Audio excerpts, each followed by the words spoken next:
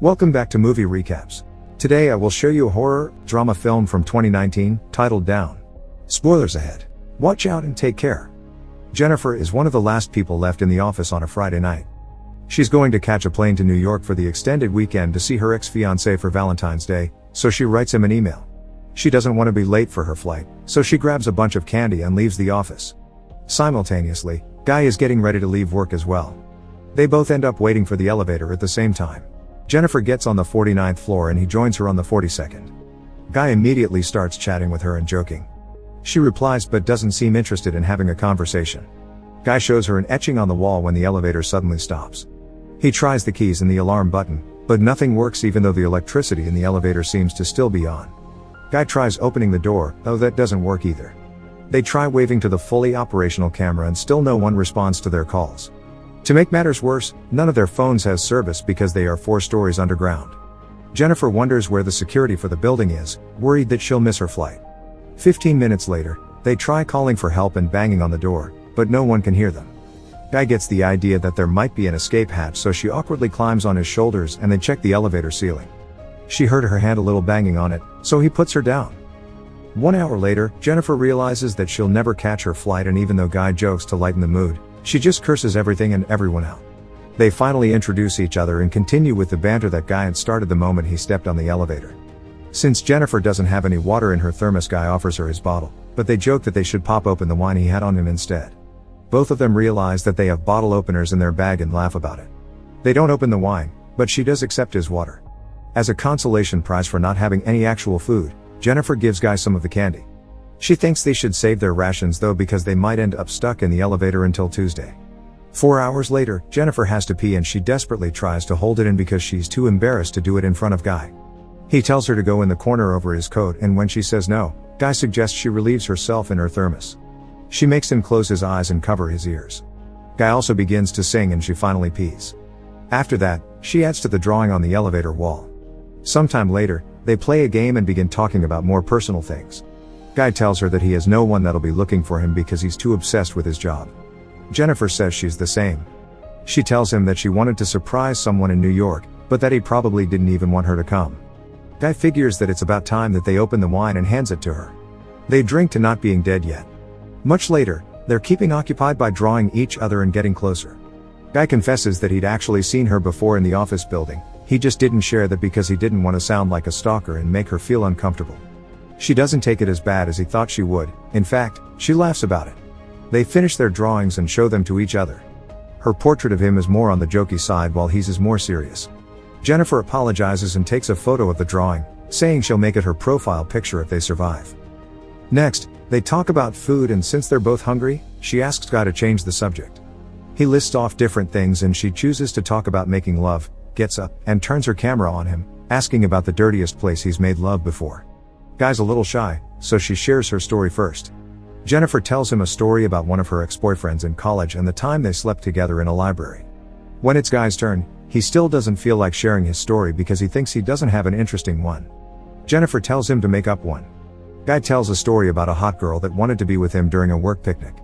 He says that they got drunk, got in the car, and she begins to undress while he's driving.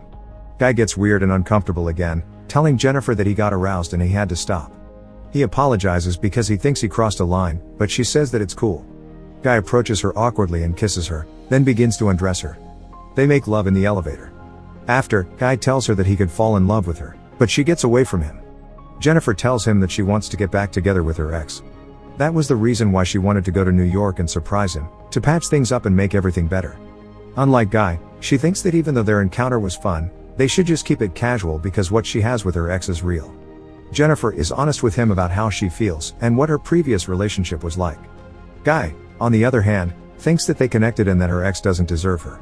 She gets mad because she clearly still loves him and tells Guy that when they get out of the elevator they'll just go back to their separate lives. Guy keeps insisting that they were meant to be together and he begins to cry because he feels alienated even though they're locked in a box together. Suddenly, something flips in him and Jennifer can feel it happen. Guy begins to tell her the truth about who he is. He lied to her about where he worked and about his name too. The man tells her that he didn't just notice her, but that he actually saw her every single day at work. He takes out his phone and shows Jennifer security photos he has on it of her, listing out the times and dates when it was. The guy even has a video of her getting into the elevator that night. Jennifer is afraid. He tells her that he's actually the building's security guard and gets angry when he explains that no one ever notices people like him. She didn't even recognize him even though he works at the front desk. He thinks that he knows her more than her ex and tells her that he planned everything that happened that night. The man takes out a key and unblocks the elevator. Jennifer can't believe what he did to her and says that she'll call the cops and that he'll rot in jail. He doesn't like that, so he grabs her and they begin to struggle.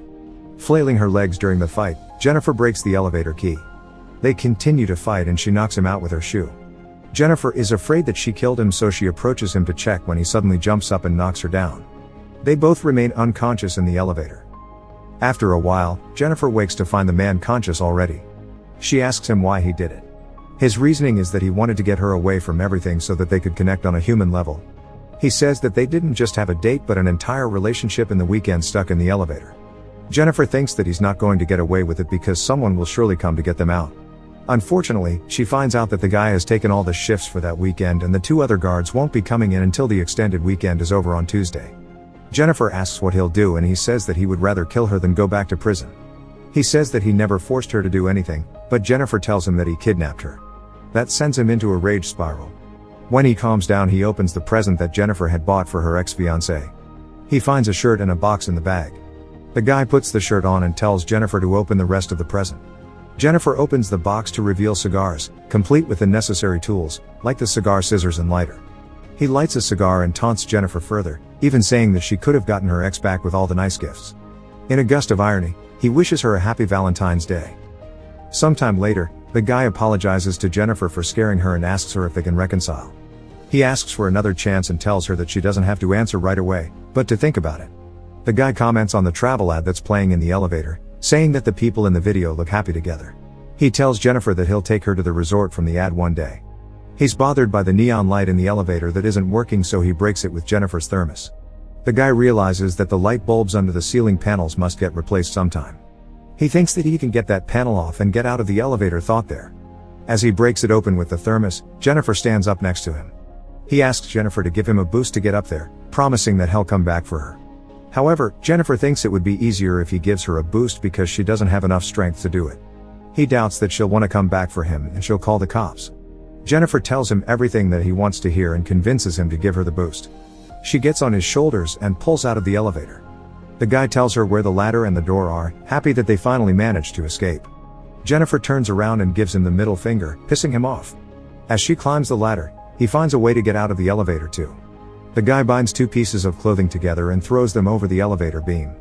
Jennifer is already moving towards the door as he starts climbing up. He tells her that she'd better run because now she's going to die. Jennifer gets close to the door when he already reaches the level she's on and follows her. She opens the door and screams for help, then he suddenly garbs her and hurls both of them back in the elevator. They both fall unconscious. Jennifer wakes up first and sees the fire sprinklers, conceiving a new plan to get herself out. She tries to activate the fire alarms by lighting a cigar, but when she doesn't manage that, she starts a small fire. As the elevator fills with smoke, the guy wakes up and she punches him, breaking his nose. Jennifer succeeds in restraining him with a piece of clothing. He tells her that the fire alarm won't come on, but that they'll just get soaked and electrocuted. Jennifer threatens to seriously hurt him and makes him confess to everything that he's done to her. She turns her camera on and shoots herself, explaining what she knows about what happened. Jennifer turns the camera on him and asks for his real name. He says he's called John Deacons. John confesses that he got them stuck in the elevator on purpose. He even etched the drawing on the wall. That Friday he used the key to stop the elevator while she wasn't looking. Jennifer makes him admit to trapping her in the elevator. John admits to trapping and kidnapping her. She keeps questioning him, so he confesses to the camera everything that he did to her, from hitting her head on the ground to throwing her against the wall. Jennifer asks why and John says that he just wanted a date with her. If he had asked her out normally, she would have turned him down. John tells her who he was before he became a security guard. He was an accountant that worked for a big firm and was a real hotshot. John tells her that the story about the girl in the car was true, but that it ended differently than what he implied. He ended up missing an exit and drove straight into a ravine. The car flipped 7 times until it was stopped by a tree. The girl was dead on impact. John got only 6 months in jail because he had the resources to keep himself out. When he got out, the only job he could get was as a security guard. After a few months, he wanted to be himself again and feel it for a little while. Jennifer still doesn't understand why he chose her. He says that it's because she's great. Monday arrives and they're still trapped. One of the other security guards, Eddie, takes his new girlfriend to the building to show her the roof. When they walk inside, he looks for John, and when he doesn't find him, he checks the security monitors. Eddie sees John and Jennifer are stuck in the elevator, waking them both up. Jennifer begs him to get them out of there. He tells her that he'll come down and get them out, while his girlfriend falls asleep on the couch. Eddie gets to the elevator and pulls the doors open with a crowbar. Jennifer wants to get out, but he tells her that he needs to open the doors completely first and moves away. Suddenly, John knocks her out. He tells Eddie that he's there and he gives John his keys. John tells him that it's not working and Eddie says he'll climb in to help them. He gets stuck in the elevator and sees that something has happened inside when John turns on the elevator and cuts him in half. He knocks Jennifer out again, then takes her to his car and puts her in the trunk. John goes back into the building and disposes of Eddie's body and his clothes. He cleans himself up and puts on his uniform, sliding a cigar into his pocket. When John gets to the front desk, he deletes all of the videos from the security cameras. Eddie's girlfriend wakes up and John kills her too, then drops her in the shaft as well. John gets to his car and takes Jennifer to a secluded location to dispose of her. He pours gasoline into a dumpster to prepare. Before he opens the trunk, John tells Jennifer that he still likes her and it's unfortunate they couldn't be together. Jennifer pretends that she's dead, and when John goes over to the dumpster, she hits him over the head, gets in the car and starts driving. At one point she stops when she finds the lit cigar in the tray. Jennifer starts backing up the car and rams into a terrified John. She comes out and sees that he's in the dumpster. Jennifer relights the cigar and walks away, then she flicks the lit butt into the dumpster, burning John alive. Make sure to subscribe and turn on notifications so you can watch more videos like this. Thanks for watching.